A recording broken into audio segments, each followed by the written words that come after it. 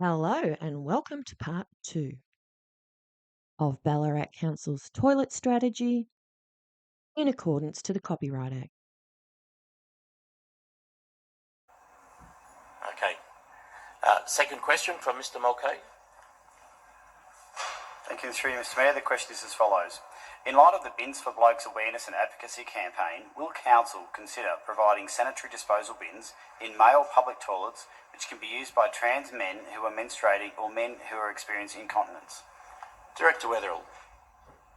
Thank you, Mr. Mayor, and thank you for the second question.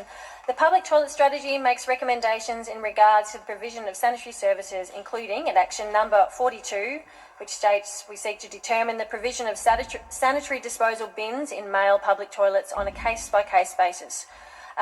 We noted that the provision of bins will also support incontinence in male public toilets, so that will be inclusive of that sanitary service. And also at action number 41, we talked to providing sanitary disposal bins in female and all gender toilets. Thank you, Mr. Mayor. Thank you, Director Weatherall. The next question is from Ms. Louise Carrick, who I believe is attending this evening. Please come forward. Please repeat your name and the suburb where you reside, and then happy to hear your question. Louise Carrick from Wendouree. Thank you. Now my question is, and it's going to be interesting to see. My question is, I'm pleased to note that at least one exclusively male and one exclusively female toilet, as well as catering for gender-neutral needs, are to be provided as part of this public facility strategy. The problem now is, I don't think anyone's brave enough to decide what a female is and what a male is. Because as soon as my question is, will the signage accurately reflect who each of the facilities is designed for? Taking into account the male-female dynamic of, say, parent and child. Thank you very much for the question. Director Weatherall. Thank you, Mr. Mayor, and thank you, Ms. Carrick, for the question.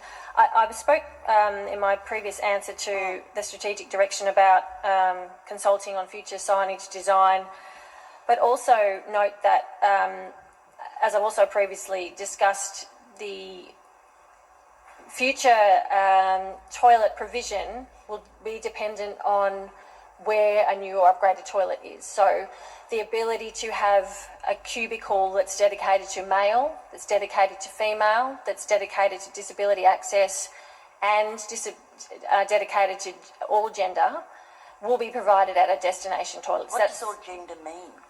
Non-binary, male, female. So they will be, and for anyone to use.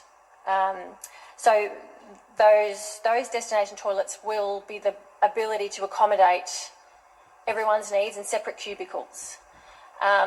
They will cost, we estimate, probably about $400,000 without consideration of all the other site works and studies that need to be undertaken in a new site.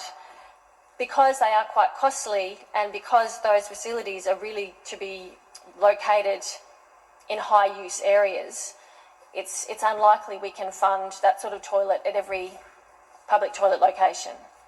That's why we have to look at other options to reduce the number of cubicles and therefore reduce the cost, but still try and find the best solution to accommodating diverse needs. And as I mentioned previously, in the basic type toilet, it would be a DDA compliant. So all toilets have to, under the Australian standard, offer disability access. So every toilet will have a DDA compliant toilet. It's subsequent to that an all gender toilet might be added to the disability access toilet or cubicle. What, in the same one? To the cubicle. So there's two cubicles, for example, at a basic toilet. So there'd be a DDA compliant cubicle and an all gender toilet. And then at a standard type toilet where we'd be looking at about 3 cubicles, which again costs about $300,000. Looking at a DDA compliant, a male and female. Again, Sorry, can I just interrupt you? So in the female... We're entering into the debate that I'm happy if you've got a second question, but not a backward and forward. At this stage, the Director has provided a response, so happy for a second question to be asked, but will not enter into a debate back and forward. Right. My second question, how will this strategy reflect the diverse needs of people with physical disabilities? I notice that this is an issue with the public facilities in the Bridge Mall. Director Weatherill. Thank you, Mr. Mayor, and thank you for the question. As I previously noted, under the Australian standards, every new facility must have at least one cubicle that's disability accessible. So every new facility will have a DDA compliant cubicle.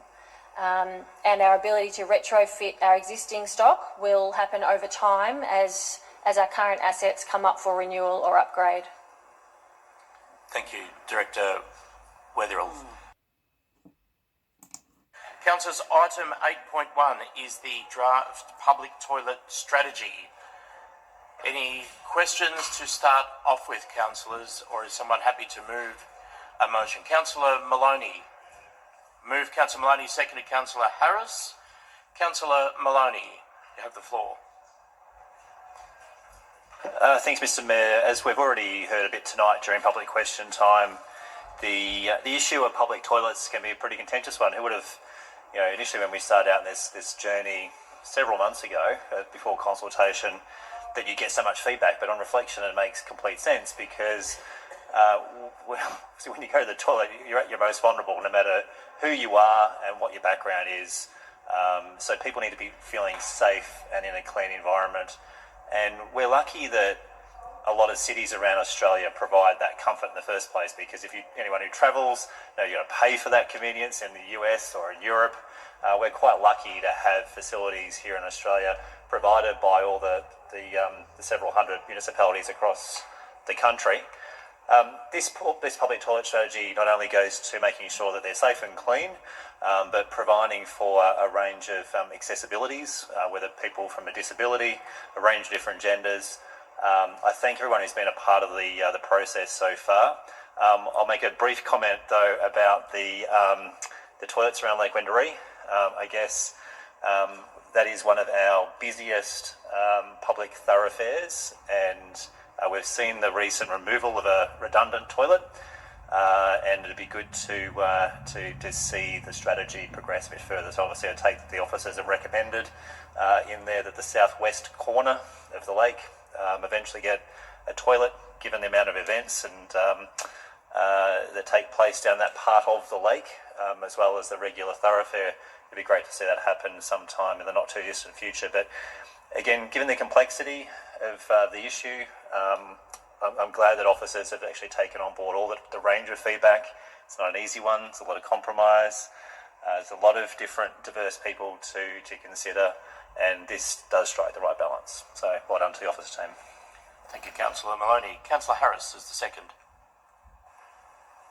Yeah, just briefly, Mr. Mayor, it's good strategic work, and I thank the officers for it.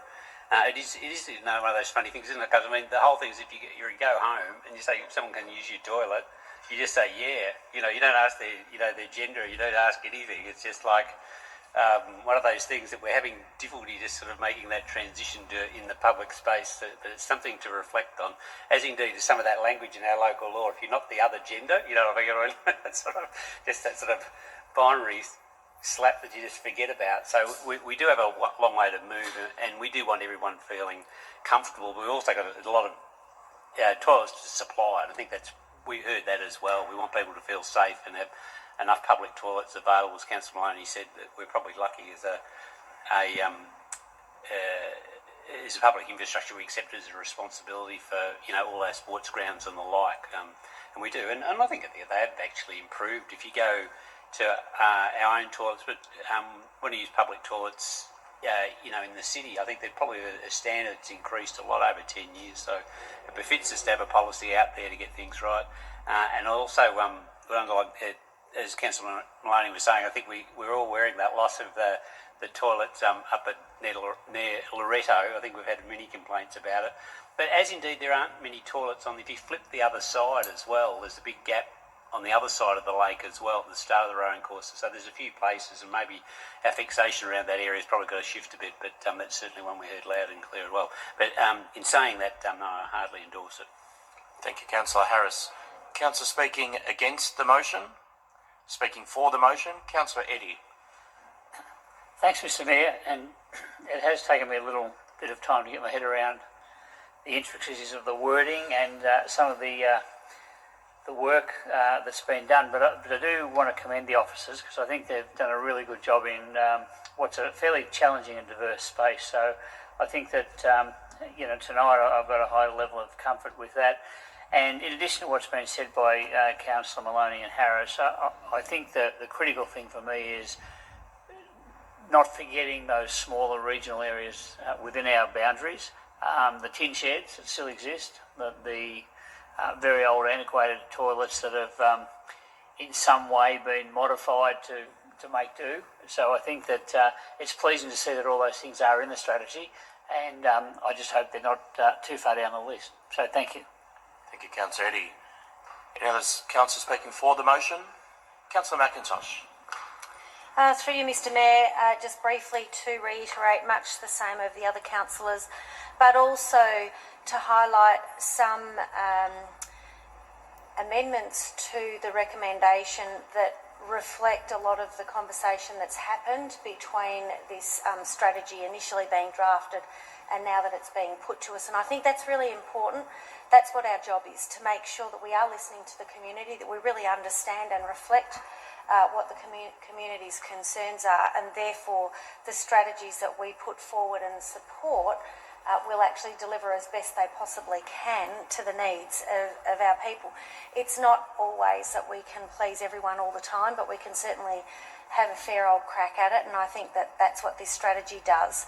I reflect on some of the slight changes to the focus around the lake, for instance, and I've seen these strategies before over my nearly 16 years on council, when something is put in as just a guideline, but it becomes a reality, and it's not necessarily the reflection of what the community are thinking nor mean. And clearly in this case, the positioning of the toilet block that's been removed, that was part underground, it was suggested in a particular spot, which is not necessarily the conversation or reflective of the community feedback.